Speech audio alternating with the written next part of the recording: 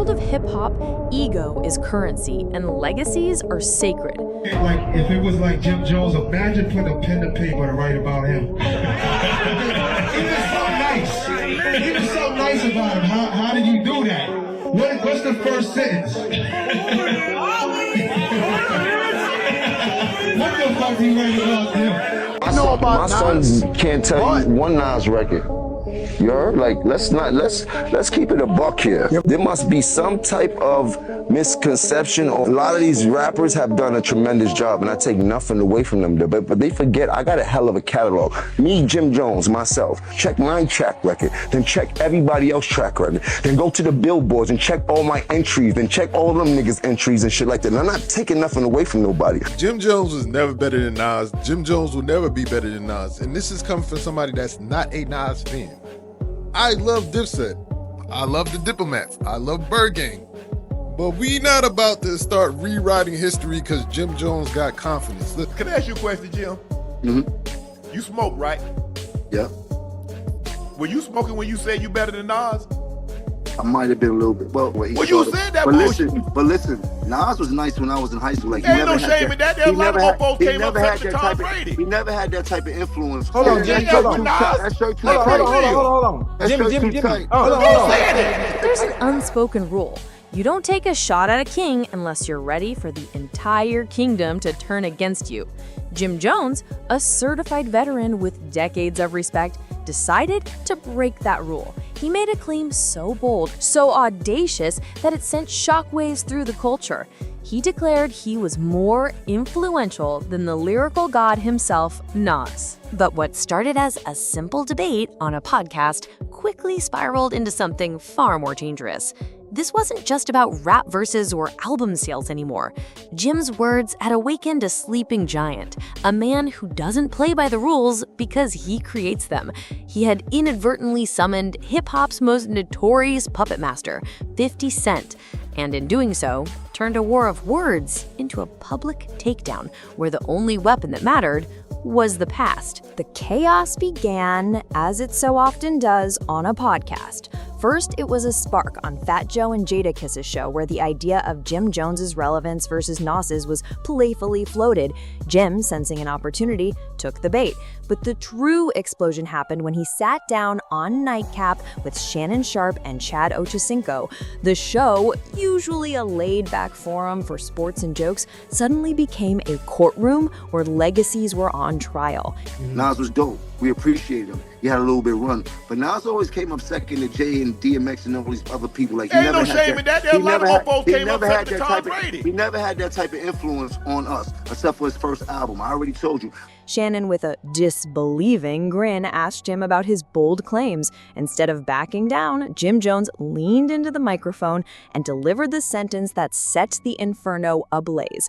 "I'm way more influential than Nas." The silence in the room was deafening. Shannon Sharpe, a man who has interviewed the greatest athletes of all time, looked genuinely stunned. Jim tried to build his case, arguing that while Nas was a lyrical genius for the older generation, his own impact on modern street culture, the fashion, the slang, the get fresh mentality, resonated more with the youth of today. I never got to see Nas. I never got to sit down and have a conversation with Nas and things like that. I had called you about it. I was like, still one of the people that I never got to have a conversation throughout my history of rap and things like that. I think I would love to have a conversation with Nas. I wouldn't know if he knows it, but Nas was one of my all-time favorite rappers coming up and things like that. I've heard you say that. Since the barbecue and things like that. Like, he really put the whole dope boy rap, crack hustler, get fresh rap into perspective before anybody else, before I heard Jay do it, before I heard He claims that a 22-year-old in the streets would know Jim Jones before they knew Nas. It was a bold, generational argument, but it was one that Shannon and millions watching simply couldn't swallow. The host pushed back, but Jim only dug his heels in deeper, his confidence morphing into pure defiance. Almost instantly, clips of the exchange went viral, and the court of public opinion convened online. The verdict was swift and brutal, but the real sentencing was yet to come. What makes this conflict so compelling is the tangled history between these two men. This wasn't a simple case of a younger rapper challenging an old guard. This was personal, layered with years of admiration that had curdled into animosity. To understand the shift, you have to go back to the early 2000s, a time when Dipset was a cultural phenomenon. Their swagger, flamboyant style, and independent hustle were undeniable.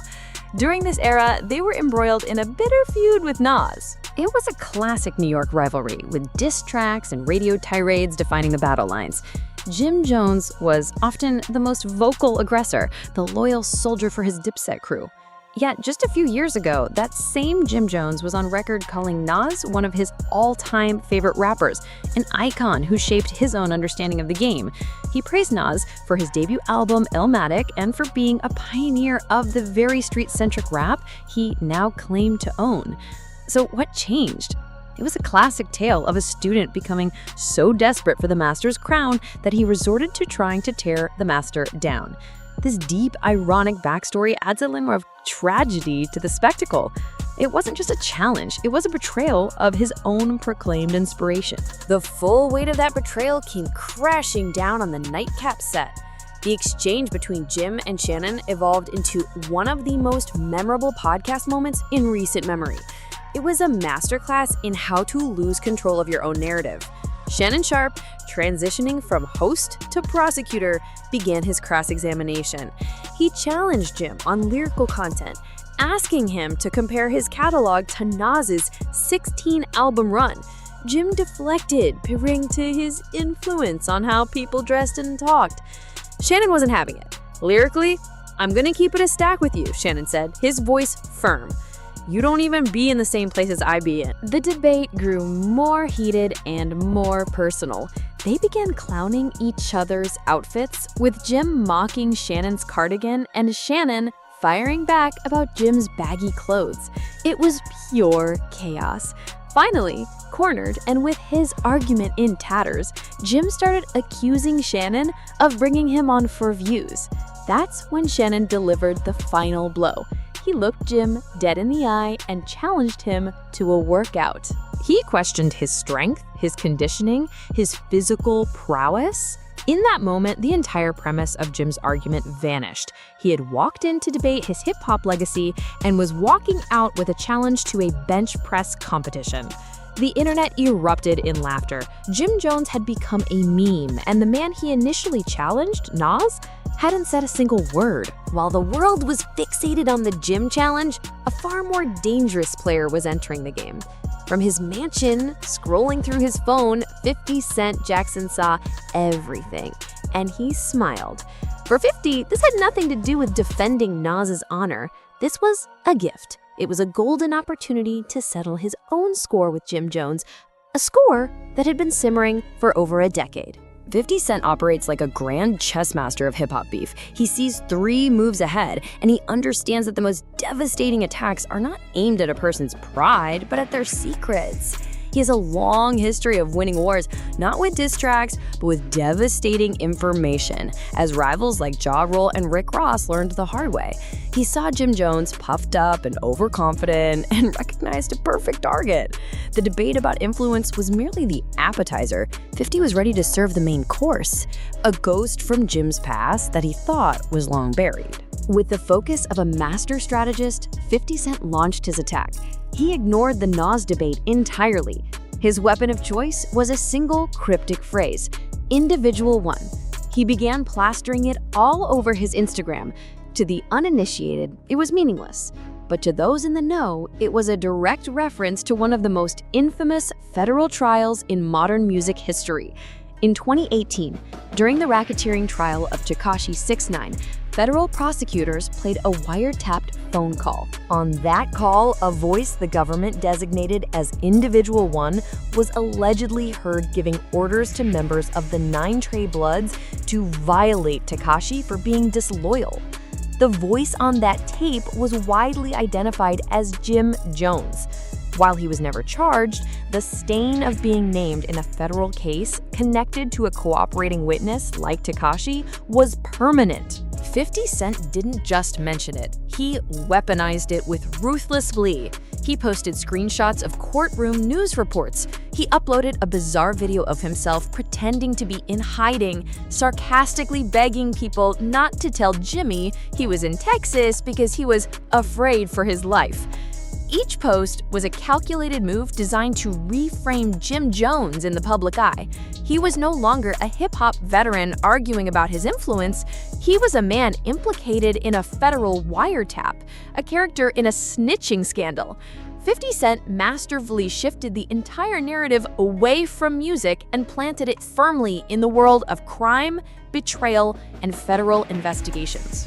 Caught in a firestorm he didn't see coming, Jim Jones was officially in crisis mode. His response was a masterclass in deflection. He completely and utterly ignored the individual one allegations. He refused to even acknowledge 50 Cent's posts.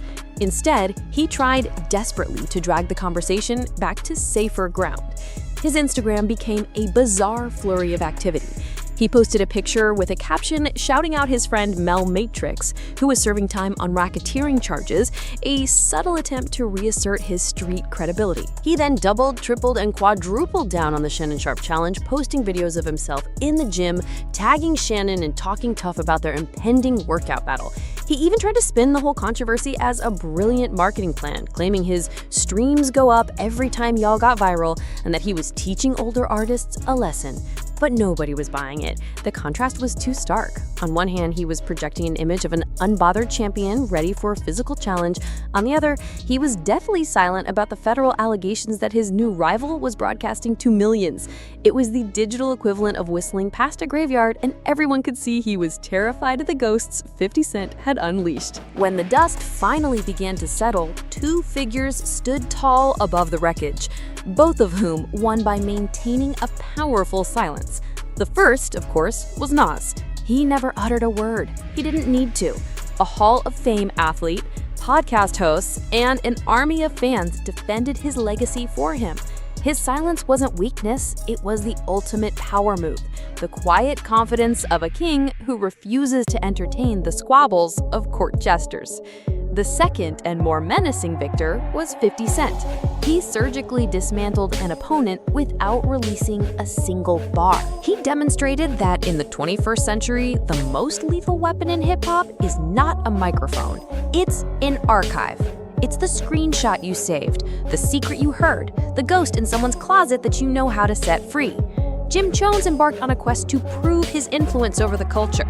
In the end, he only proved how much influence 50 Cent still wields, not just as an artist, but as the ruthless, strategic, and undisputed king of the beef.